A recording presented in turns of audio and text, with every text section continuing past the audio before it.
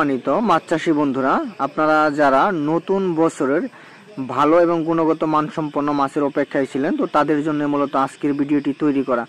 আমরা বেশ কয়েক প্রজাতির মাছের পোনা নিয়ে আপনাদের সামনে হাজির হলাম।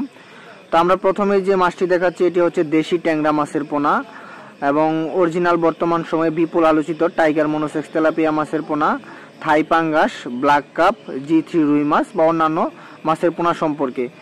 তো আমরা এই মাছের পোনাগুলো সারা বাংলাদেশে হোম ডেলিভারির মাধ্যমে পাইকারি এবং খুচরাভাবে বিক্রয় করে থাকি। তো যে সকল মাছ চাষি ভাই যাদের পুকুর প্রস্তুতি শেষ বা অনেকে নতুন মাছ চাষ করতে আগ্রহী কিন্তু কিভাবে মাছ চাষ করবেন এই বিষয় সম্পর্কে জানেন না, তারা অবশ্যই আমাদের সাথে যোগাযোগ করবেন।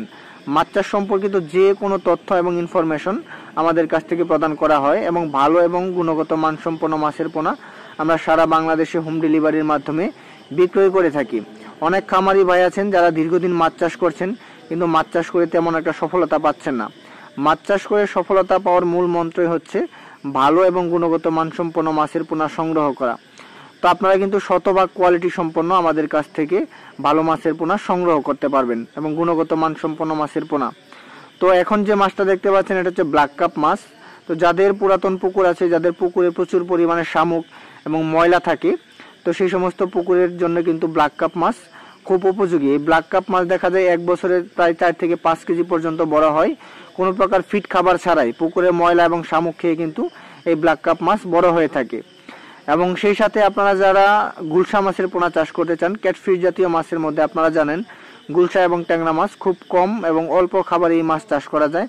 মাত্র 4 থেকে 5 মাস সময়ের মধ্যেই চাইলে কিন্তু আপনারা গুলশা মাছের পোনা হারভেস্টিং করতে পারবেন।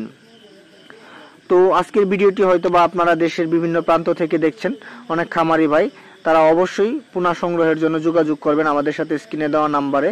এবং ভিডিওটি ভালো লাগলে অবশ্যই ভিডিওটি শেয়ার দিবেন অন্য আরও একটি মাছ চাষি ভাইকে ভিডিওটি দেখার সুযোগ করে দেওয়ার জন্য।